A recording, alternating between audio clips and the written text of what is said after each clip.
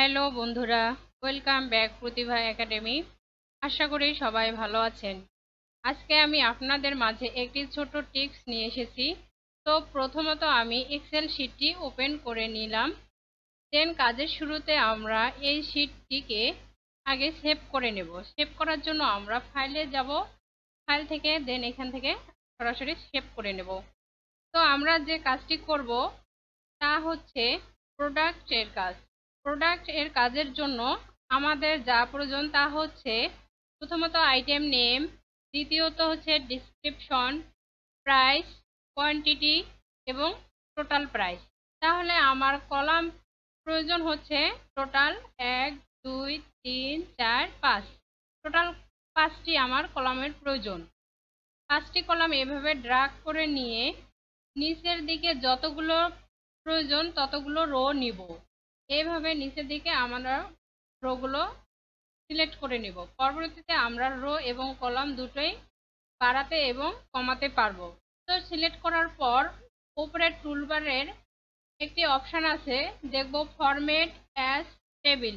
Format টুলের কাজ হচ্ছে ফরম্যাট টেবিল কি কাজ তা আমরা আজকে দেখব।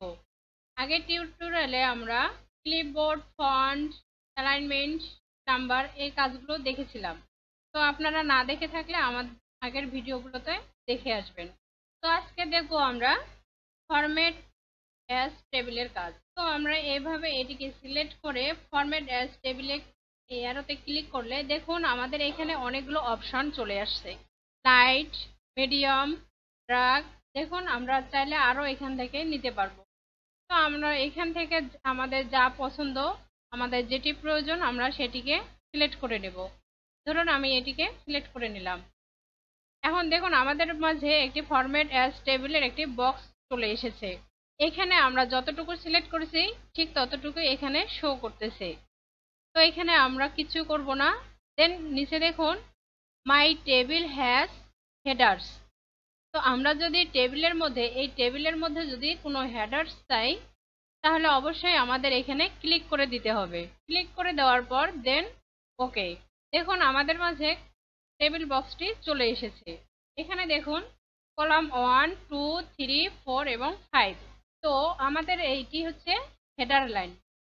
হেডার লাইনটি আমাদের বিশেষ করে প্রয়োজন প্রোডাক্টের জন্য বা যে কোনো কাজের জন্য, যেমন স্কুলের routine, result sheet, salary sheet, যে কোনো কাজের জন্য আমাদের এই হেডার লাইনটি অবশ্যই লাগে। কেননা এখানে আমরা আইটেম নেম, এরপর হচ্ছে ডিটেলস, প্রাইস, কোয়ান্টিটি এবং টোটাল প্রাইস এগুলো আমরা সেট করে দিতে পারবো। আর প্রোডাক্টের কাজের জন্য আমাদের অবশ্যই এটি প্রয়োজন হয়। এখন আমরা যদি এটি ফাইলে গিয়ে প্রিন্টার প্রিভিউতে যাই, তো দেখুন আমাদের টেবিলটি এইভাবে এরকম দেখাচ্ছে, মানে আমাদের কলামগুলো শো করতেছে না। তো আমরা এর জন্য কি করব, আমরা এই টেবিলটি নিব না। তো দেন আমরা আবার এইটা সিলেক্ট করে আমাদের ফরম্যাট টেবিলে যেয়ে আমরা মিডিয়াম যে টেবিল হেডার শিটটি আছে আমরা এখান থেকে একটি কালার চুজ করে নিব। দেখুন আমি এই কালারটি নিলাম। নেওয়ার পর দেখুন আমি যদি এখানে ক্লিক করি আমাদের এখানে টেবিল নামে যে একটি অপশন ছিল সেটি শো করতেছে না। আমরা যদি টেবিলের মধ্যে ক্লিক করি তাহলে আমাদের টেবিল ডিজাইনটি চলে এসেছে।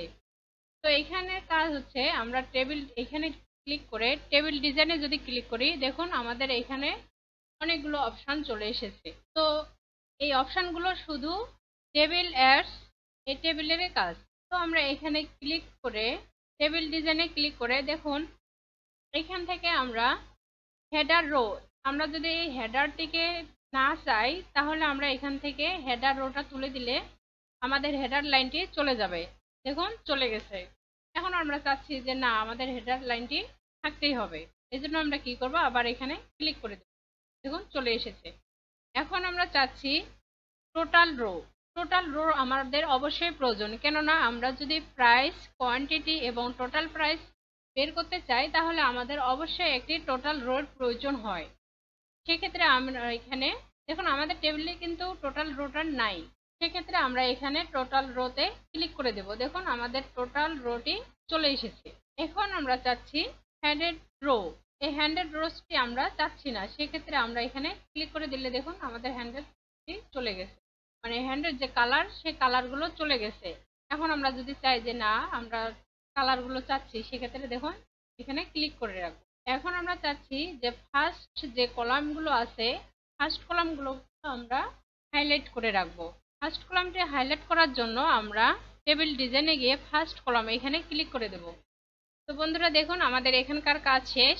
তো বন্ধুরা দেখুন আমাদের এখান থেকে আমরা টেবিল সিলেক্ট করে এখানে টেবিল ডিজাইনে ক্লিক করে এখান থেকে আমরা যদি চাই এখান থেকে আমরা কালার চেঞ্জ করতে পারবো। দেখুন আমার কালার চেঞ্জ হয়ে গেছে। তো এখন দেখুন কলাম 1 এখানে যদি আমরা প্রোডাক্টের নাম লিখি, যেমন নেম, ডিটেলস, প্রাইস, কোয়ান্টিটি এবং টোটাল প্রাইস। তো আমরা এভাবে কলামগুলো সাজিয়ে নিলাম। এখন আমরা এখানে লিখব, যেমন লিখি শার্ট, প্যান্ট, পেন, বুক। তো দেখুন আমি এই কটাই লিখলাম। এরকম আরো অনেক প্রোডাক্টের নাম থাকতে পারে, তো আমি সংক্ষিপ্ত আপনাদের বোঝার জন্য কয়েকটি দিলাম। তো এইভাবে দেওয়ার পর আমরা এখানে প্রাইস দিলাম 250। কোয়ান্টিটি দেখুন বন্ধুরা এখানে আমি প্রোডাক্টের নাম দিয়েছি, প্রাইস এবং এবং কোয়ান্টিটি। তো আমার লেখাগুলো একটু ডান দিকে সরে গেছে, তো আমরা একটু লেখাগুলো মিডলে নিব। তো দেখুন লেখাগুলো আমি মিডলে নিলাম। এখন আমরা দিব টোটাল প্রাইস।